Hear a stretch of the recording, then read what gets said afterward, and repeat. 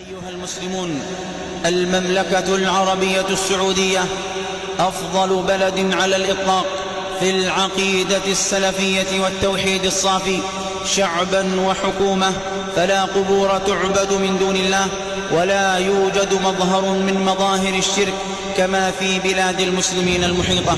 هذه البلاد فيها الحرمان الشريفان مكة والمدينة، بلاد الأمن والأمان، ومهبط الوحي والرسالة، ومرتع قبر الحبيب صلى الله عليه وسلم. فيها المساجد عامرة بالمصلين، والدروس والمحاضرات والخطب وحلقات القرآن. فيها هيئات الأمر بالمعروف والنهي عن المنكر والإذاعات.